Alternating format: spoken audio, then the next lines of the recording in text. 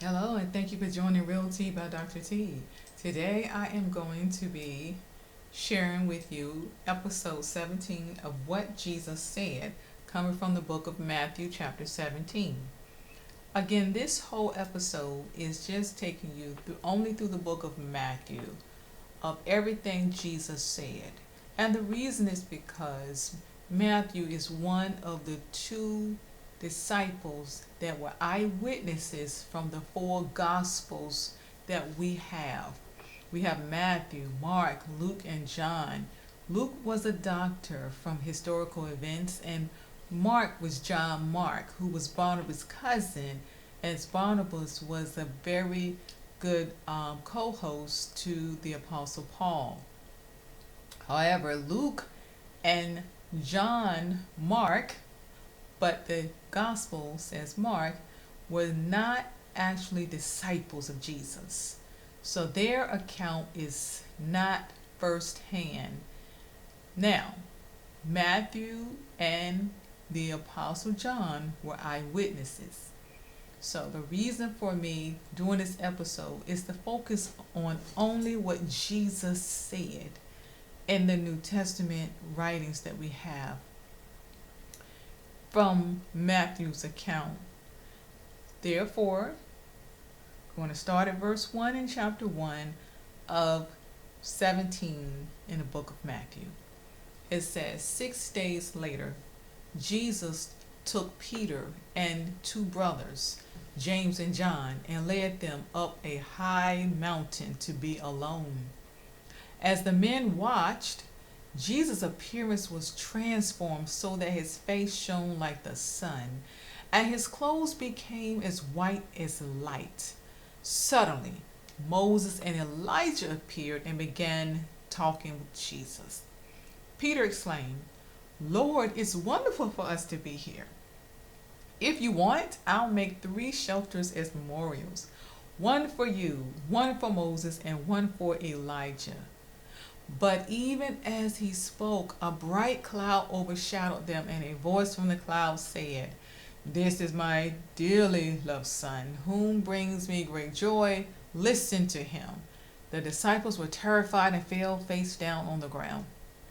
Then Jesus came over and touched them. "Get up," he said. "Don't be afraid." And when they looked up, Moses and Elijah were gone, and they only saw Jesus. As they went back down the mountain, Jesus commanded them, "Don't tell anyone what you have seen until the Son of Man has been raised from the dead."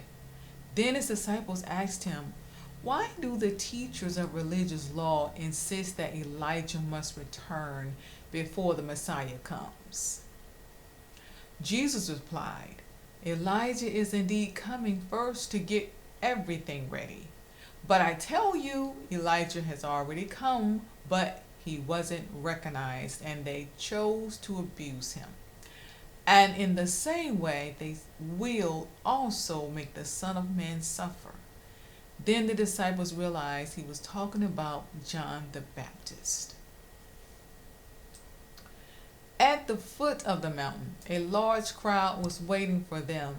A man came and knelt before Jesus and said, "Lord, have mercy on his son."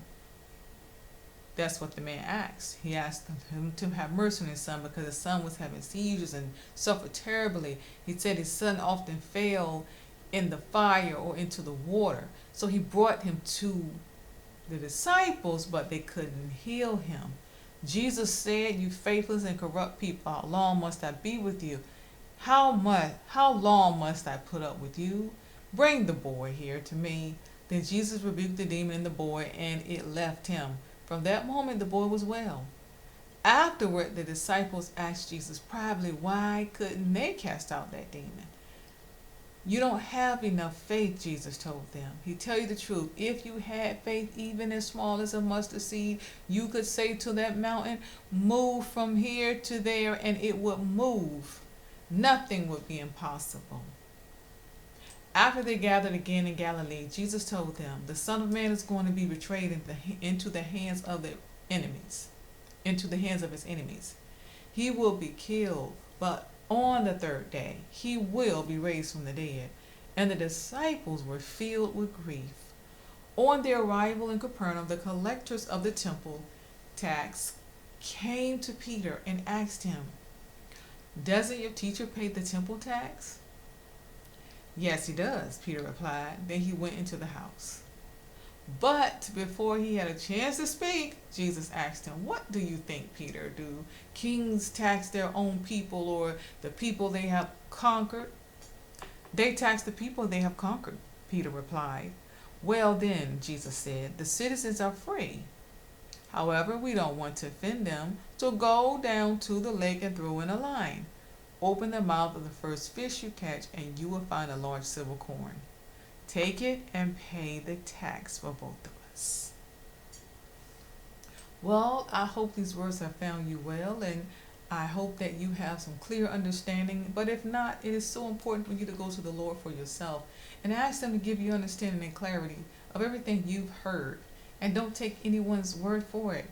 Know it for yourself. Ask for yourself, and the Lord is the one to give you clarity. And until the next time you sit with me, God bless you. Enjoy your tea.